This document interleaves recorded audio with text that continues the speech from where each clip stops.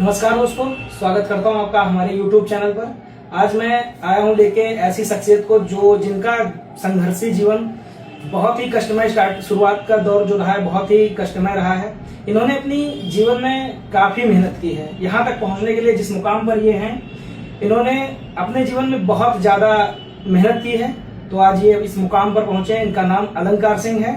आइए इनसे हम बात करते हैं। अलंकार जी, आज आप जिस मुकाम पर हैं और पहुंचने के लिए जो रास्ता आपने अपनाया है, इसके पीछे का क्या राज है? आपने क्या सोचा कि हमें वकालत के दौर में ही वकालत का ही कार्य करना चाहिए और लोगों की सेवा भी करनी चाहिए? जी, पहले तो आपको और दर्शकों को हमारी तरफ से बहुत बहुत शुभकामनाएं। जी, धन्यवाद। और आपने तो दुखती हुई नस पे हाथ रख दिया।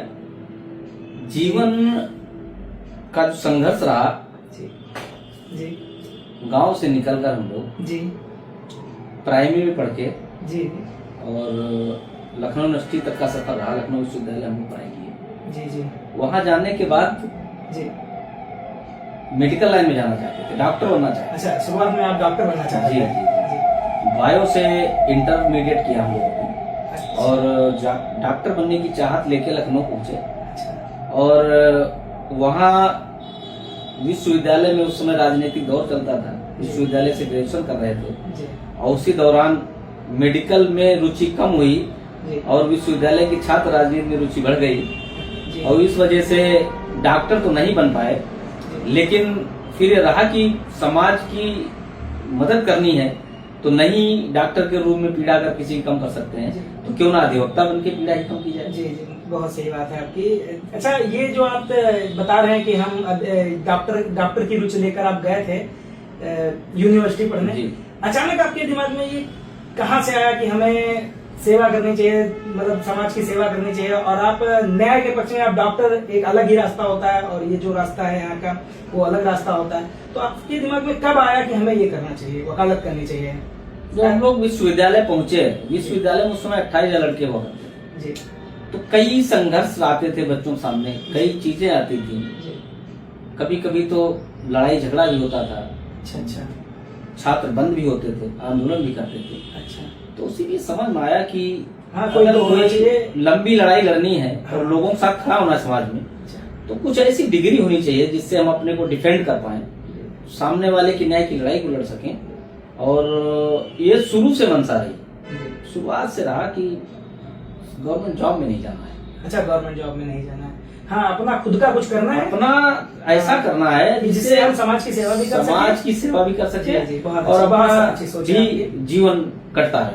अच्छा, अच्छा। जी, तो फिर हम आपसे ये क्वेश्चन और पूछना चाहेंगे, जब आपने पहली बार वकालत में आपने जब कदम रखा, तो उसमें बहुत से ऐसे टाइम पीरियड आए होंगे जिसमें आपको बहुत ही क्रिटिकल सिचुएशन का सामना करना हुआ होगा। हाँ, बिल्कुल बिल्कुल। कोई भी काम बहुत से करना- आपके ऐसे लोग होंगे जो आपको दबाना चाह रहे होंगे या फिर ऐसा देखना नहीं चाह रहे कि हाँ, ये ऐसे यहाँ तक क्यों जा रहे हैं, हम नहीं चाह रहे कि ऐसा। बहुत लोग होते हैं ऐसे, आपके पड़ोस में भी होते हैं, आस पड़ोस के लोग भी होते हैं, ऐसा करते हैं। जी, ऐसी क्रिटिकल।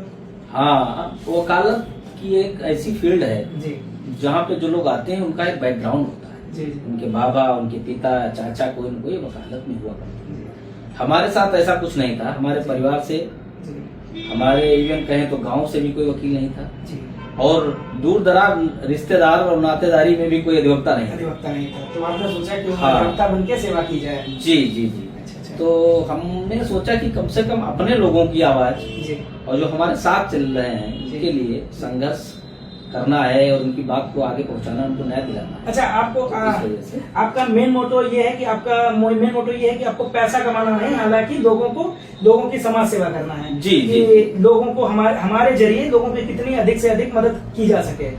बिल्कुल बिल्कुल बिल्कुल। समाज सेवा जब आप करोगे ना तो आपके सारी चीजों के रास्ते निकल के आप सामने आ जाते हैं, खुल के आ जाते हैं और ईश्वर की कृपा आप पे बरसने लगती है। जब आप किसी के दुख दर्द को कम करते हैं तो आपका दर्द स्वतः ही समाप्त हो जाता है। जी, बहुत अच्छी आप बात। और आपने भी पूछा कि वकालत में शुरुआती दौर कैसे रहा, तो हम लोग पीछे कोई बैकग्राउंड नहीं था, इसलिए बहुत संघर्ष लंबा रहा। और जब वकालत में आए तो कोई भी सजेस्ट करने वाला नहीं था, कोई रास्ता दिखाने वाला नहीं था।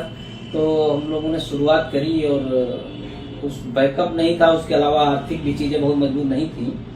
और प्रभु का नाम लेके सुबह शाम सोचते थे भगवान कौन से ऐसे कर्म किए जो इतना संघर्ष करना पड़ रहा है, लेकिन ईश्वर की कृपा है, ईमानदारी से अनवरत चलते रहे, पढ़ाई का साथ लिया, ज्ञान अर्जित किया और लोगों की लड़ाई में शामिल रहे। अभी आज जी जी अभी हमने ये भी देखा है, लोगों से पता किया, जैसे जो मुकदमा दायर करने आते हैं आपके कोर्ट में या जो भी आते हैं उनसे ये भी हमने पता किया कि आप बहुत जो जिनके पास जो धनहीन है, जिनके पास आर्थिक स्थिति जिनकी आर्थिक स्थिति बहुत अच्छी नहीं है, आप उनका भी सहारा दे रहे हैं। ये कैसे कर ले रहे हैं? आप बिना पैसा लेके और लोगों की सेवा भी कर रहे हैं। हालांकि आपने बताया कि हम समाज सेवा कर रहे हैं, लेकिन आप इतनी समाज सेवा कर रहे हैं, हम ये जान के हमें बहुत हर्ष हुआ, बहुत अच्छा लगा कि आप बहुत अच्छा कार्य कर रहे हैं, आप बहुत प्रगति पे जा रहे हैं, लोगों का आशीर्वाद भी आपके साथ है।